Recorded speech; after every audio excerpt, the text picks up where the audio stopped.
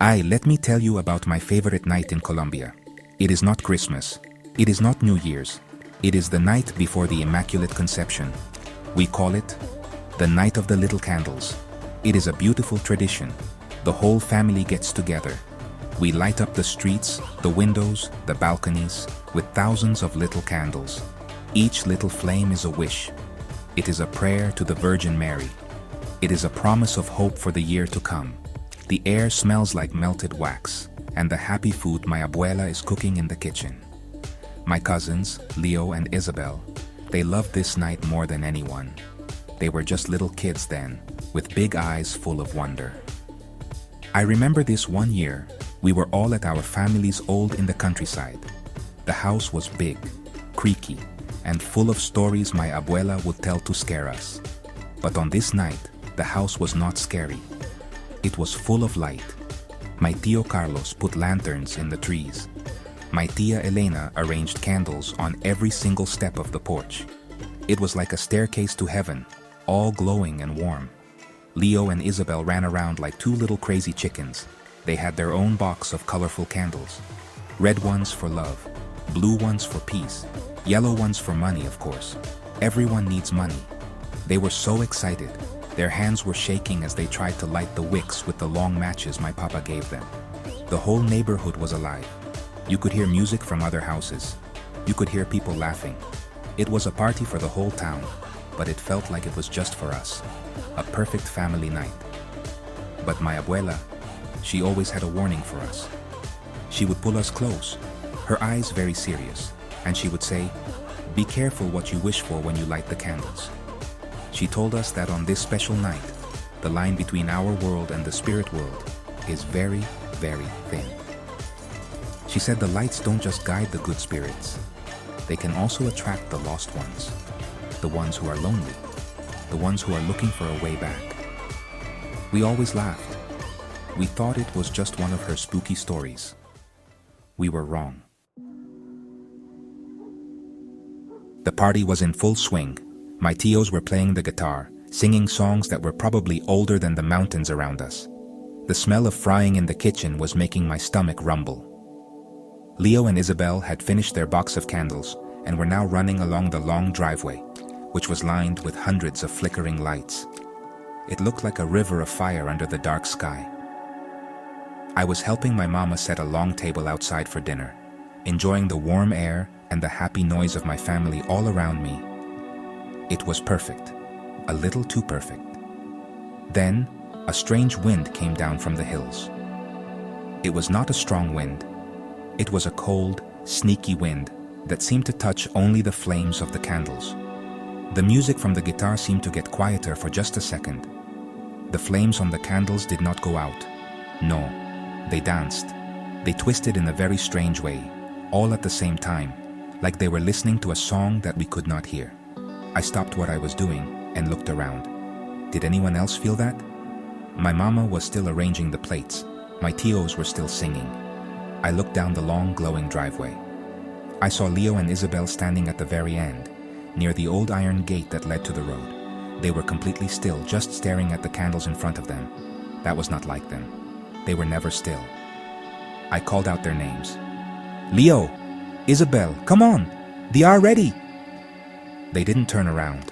They didn't even move. It was like they were statues.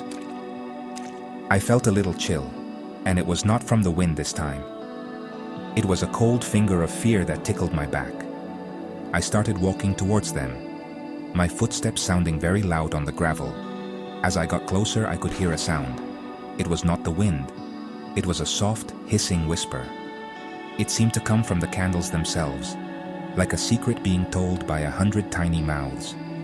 The flames were now bending low, almost touching the ground, all pointing away from the house towards the dark road beyond the gate. Leo and Isabel were just looking at them, their little faces lit by the strange dancing lights. I called their names again, louder this time. "Kids, what is wrong with you?" When I finally reached them, I grabbed their shoulders. They were cold. So cold. "What are you doing?" "You will catch a cold out here," I said, my voice trying to be firm like my mother's.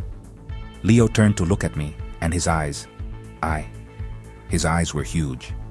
He pointed a trembling finger at the candle right in front of him. "Sophia," he whispered, and his voice was shaky. "It has no shadow." I looked down. He was right. All the other candles cast a little flickering shadow on the ground behind them. But this one candle, a single white one, it had nothing, just a pure, perfect flame. Then it got worse. The whispering sound grew louder, and it started to sound like words. It was a sad voice, a woman's voice, whispering from the flames. Come with me." Isabel started to cry, silent tears running down her face. She pointed past the gate into the total darkness of the road. "There is a lady there," she sobbed. "She's cold. She wants a candle." I looked, but I saw nothing. Just the black night and the jungle sounds. But the feeling of being watched was so strong, the hair on my arm stood up. Suddenly, the flame of the shadowless candle stretched. It grew taller and thinner, like a long, fiery finger. It reached across the ground, its light touching the old rusty lock on the gate. We heard a loud. The gate, which was always locked with a heavy chain, slowly creaked open. The whispering voice was now all around us, coming from every candle on the driveway. It seemed to say. A cold wave of air washed over us, smelling like damp earth and old flowers, like a cemetery. I did not wait for another invitation. I screamed. It was not a cute scream. It was a scream from my gut, the kind you hear in the horror movies. I grabbed Leo and Isabel, one under each arm, and I ran. I ran so fast, I did not even feel my feet touching the ground. I just ran towards the warm lights of the house, towards the music, towards my family. Behind me, I could hear the whispers getting angry. The flames of the candles on the driveway flared up, turning a horrible, sickly green color for just a second before they all went out at once, leaving the path in total darkness. When I crashed back into the party, everyone stopped. My papa dropped his guitar. My mama ran to me, her face white with worry. I was crying. The kids were screaming. It was a mess. I tried to explain what happened. The whispers, the shadowless candle, the lady at the gate. My tío Carlos, who thinks he is very brave, grabbed a big flashlight and ran down the driveway. He came back a few minutes later, shaking his head. The gate was closed and locked, just as it always was. All the candles had burned out naturally. There was nothing there. Of course, nobody believed me. They said I have a big imagination. They said the kids were just tired and got spooked by the dark.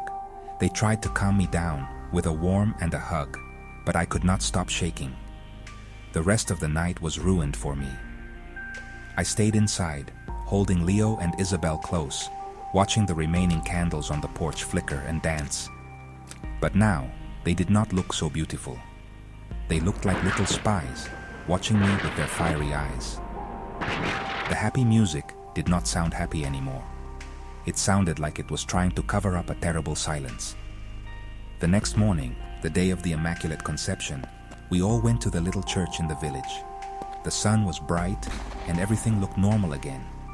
Everyone seemed to have forgotten about the scare from the night before. But I had not. As we were walking out of the church, I saw a very old woman sitting on a bench, lighting a single white candle. She looked up at me, and her eyes were cloudy and sad. She gave me a small, knowing smile. My abuela saw me staring and pulled me aside. She looked very pale. "That woman," my abuela whispered, her voice trembling. "Her daughter disappeared on this very road, many years ago. My blood went cold. My abuela continued. "They say her spirit is still lost, wandering the dark roads, looking for a light to guide her.